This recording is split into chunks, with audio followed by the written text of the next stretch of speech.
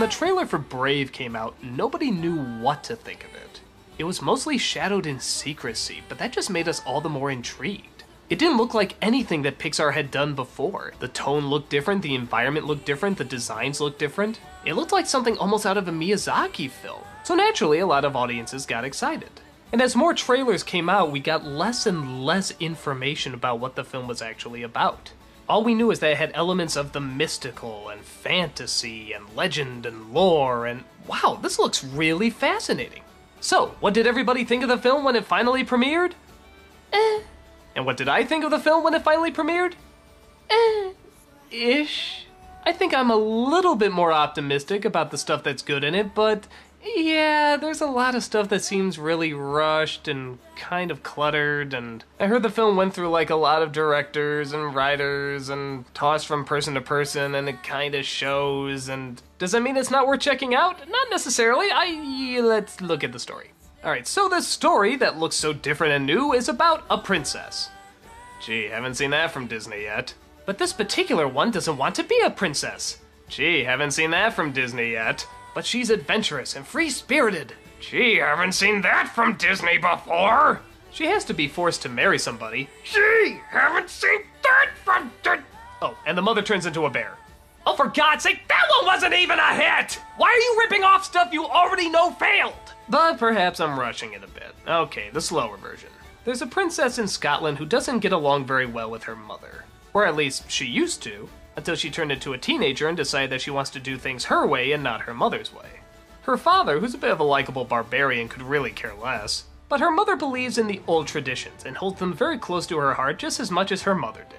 So it's not really the case of just evil parent as much as extreme misunderstandings. The princess, of course, doesn't want to follow her mother's path and wants to be allowed to choose who she wants to marry. So she comes across a witch in the woods who tells her that she can get her way if she has her mother eat a certain magical dish. She tricks the mother into trying it, and what do you know, she turns into a bear. They tried to have the witch change her back, but sadly she has disappeared and is nowhere to be found.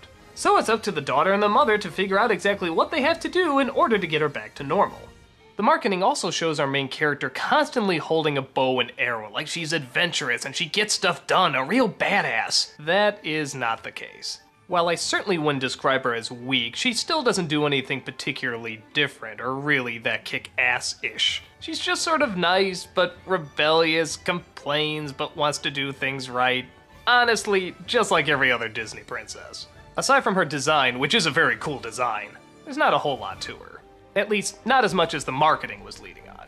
Now, in this movie's favor, I do give it credit for tackling a relationship you don't see much in Disney films, or even in fairy tales for that matter. The mother-daughter relationship. It's usually the daughter-father, or sister-brother, brother-brother, sister-sister. Bottom line, the mother's usually dead. I'm not sure why there's not a lot of mother-daughter relationships out there. Do they just assume mothers and daughters always get along and there's no conflict? Well, this one does address it. But the downside is that through a lot of the film, just like with everything else, it does seem kind of rushed and half-assed at times. For example, there's a scene where she goes riding out on a horse and enjoys the landscapes of Scotland. Now this could have been a very large, beautiful scene, but instead it's chopped together so quickly that you barely even remember what you just saw. Why couldn't the film go a little slower or create a little bit more atmosphere or mysticism to it? The same thing can be said about the witch. Why couldn't they create a really inventive witch? Like you see these sprites earlier, that was great, that was going in the right direction.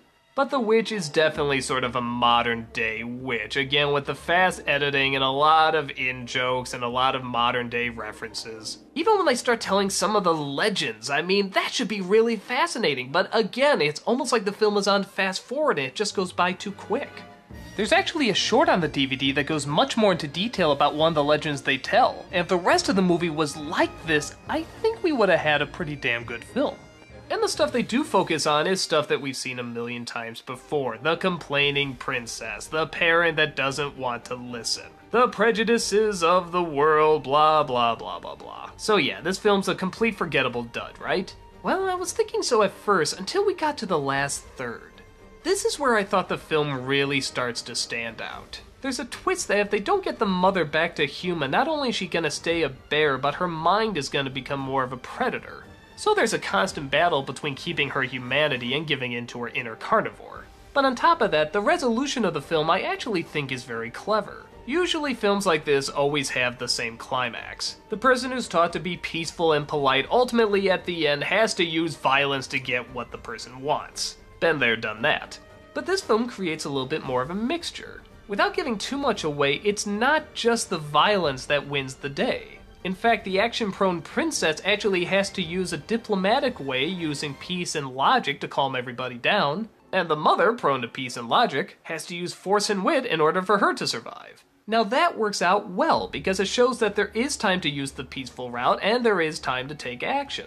And both sides of the extreme have to use the other side in order to survive.